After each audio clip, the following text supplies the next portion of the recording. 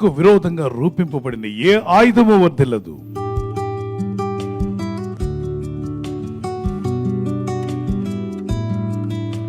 అనేక ఆయుధాలు అపవాది విసురుతూ ఉంటాడు దేవుని బిడ్డల మీదకి. కాబట్టి నువ్వు భయపడకుండా ధైర్యంగా ఉండమని వాక్యం సెలవిస్తుంది. ఈ వాగ్దానాన్ని పట్టుకొని ప్రార్థించండి. ప్రభా, నాకు విరోధంగా రూపండి ఏ ఆయుధమైనా అది వర్ధిల్లకుండా దూరపరచమని. సౌలు రాజు దావీదుని ఎదిరిస్తూ వెళ్ళాడు, దావీదుని దూషిస్తున్నాడు. ఒక ప్రాంతానికి సమీపించినప్పుడు ఒక బావి దగ్గర ఒక బావి అనే స్థలం వచ్చింది. ఆ బావి అవతల దావీదు ఉన్నాడు, ప్రవక్తలు ఉన్నారు.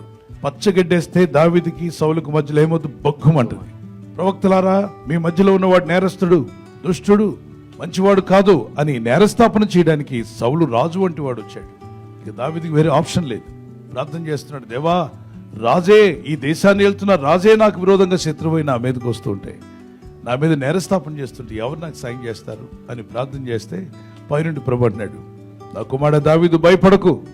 అతను రాజు అయితే నేను రారాజుని, అతను ప్రభు అయితే ప్రభుత్వం చేసే ప్రభుత్వ అధికారి అయితే నేను ప్రభువులకే ప్రభుని. నీ దేవుడు ఎవరో తెలుసా? ప్రభులకు ప్రభు. యెహోవా ఆత్మ దావీదుకి శత్రువుగా ఉన్న సౌలు మీదకి వచ్చిందంట. దేవుని ఆత్మ సౌలు మీదకి రాగానే సౌలు ఏమనుకొని వచ్చాడు అక్కడికి చెప్పండి? దావీదుని దూషించాలని, నిందించాలని, అందరి ముందు హేళన చేయాలని, ఇన్సల్ట్ చేయాలని అక్కడికి వచ్చాడు. అవునా? అదే పర్పస్తో వచ్చాడు. ఈ బావి దాటే టైంలో రాగానే ఏం చేశాడో మీకు తెలుసా? దైవాత్మ రాగానే దీవించడం ప్రారంభించాడు, బ్లెస్ చేయడం ప్రారంభించాడు, ఆశీర్వదించడం ప్రారంభించాడు. అయినా నువ్వు కుమారుడా దావీదా, దేవుడు నేను దీవించుగాక, దేవుడు నీకు తోడై ఉంటాడు, నువ్వు భయపడకు, నువ్వు వెళ్లే మార్గంలో దేవుని హస్తం నీకు తోడుగా ఉంటుంది. దావీదుకి మతిపోయింది. ఎవరు మాట్లాడుతున్నారు? నాకు దీవెనలు ఇస్తున్నాడేంటి? అసలు వచ్చింది ఎందుకు? శపించడానికి వచ్చాడు, దూషించడానికి వచ్చిన వాడు ఏంటి నా పక్షంగా మాట్లాడుతున్నాడు? అయ్యలారా, మీరు దావీదుని ఏమనుకోకండి. దావీదు అంటే ఎవరు అనుకుంటున్నారు? దేవుని హృదయానుసారుడు, అతని జోలికి వెళ్ళకండి. ఇప్పుడు ఎవరికి సౌండ్ లేదు. దావీదుకి ఆశ్చర్యం అనిపిస్తుంది. దేవుని పక్షంగా నువ్వు జీవిస్తున్నట్లయితే నీకు విరోధంగా రూపొందిన ఏ ఆయుధమైనా కూడా అది వర్ధిల్లకుండా దేవుడు దాన్ని క్యాన్సిల్ చేయగలడు. అందుకే ప్రార్థించాలి, ప్రభా, నాకు విరోధంగా, నా కుటుంబానికి విరోధంగా, మా ఆత్మీయ జీవితానికి విరోధంగా, మా సంఘానికి పరిచర్లకు విరోధంగా, ఆర్థిక విషయాలకు విరోధంగా రూపింపడిన ప్రతి ఆయుధం కూడా ఏం చేయబడాలి? అది క్యాన్సిల్ అయిపోవాలి తండ్రి. మా మీద పలికిన శాపవచనాలన్నీ కూడా క్యాన్సిల్ అయిపోవాలి. అది మీరు ప్రార్థించాలి, అడగాలి. ప్రతి ఉదయం, ప్రతి సాయంకాలం కొన్ని వేలాది మందితో మనం అంతా కలిసి దేవుని పిల్లలం, దేవుని బిడ్డలం, ప్రార్థనా పరులు, విజ్ఞాపనకర్తలు, మరి పరిశుద్ధులు ఏకాత్మతో, ఏక మనసుతో వేడుకుంటూ ప్రార్థన చేస్తున్నాం.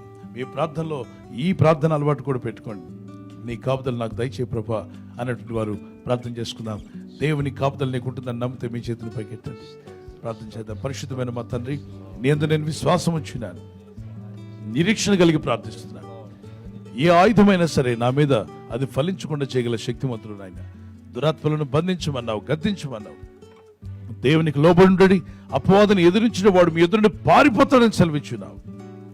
నాకు విరోధంగా, నా కుటుంబానికి విరోధంగా ఏ ఆయుధము రూపించబడినా అది నిరాయుధమైపోవును గాక. ఎవరినైనా మా నోటి మాటలతో గాయపరుచుంటే క్షమించండి. నా ఆలోచనల ద్వారా, తలంపుల ద్వారా, నా ఊహల ద్వారా నీకు విరోధంగా ఏదైనా దోషం చేసి ఉంటే నన్ను క్షమించు ప్రభా. అపవిత్రాత్మలను, దురాత్మలను పారదోలండి. నీ ప్రజల జీవితాలను బాగు చేయనైనా, రక్షించండి, బాగు చేయండి. ఎవరి గృహాల్లో ఎటువంటి దురాత్మ ప్రభావం ఉన్నా అది ఇప్పుడే తొలగిపోనుగాక. చేతబడి శిలంగ శక్తుల యొక్క ప్రభావం కానీ, మంత్రతంత్ర కట్లు కానీ, అపవాది యొక్క శాపములు గాని, మనుషులు శపించిన శాపవచనాలు అవన్నీ దేవుని పిల్లల మీద నుండి కొట్టివేయబడునుగాక. యేసుక్రీస్తు ప్రశస్త నామములో వీరందరికీ చక్కని నిద్ర దయచేసి తెల్లవారు లేచి కృపను మాకిమ్మని క్రీస్తు యేసు నామములో అడిగి వేడుకుంటున్నామా పరలోకపు తండ్రి. Amen, amen. Good night. God bless you.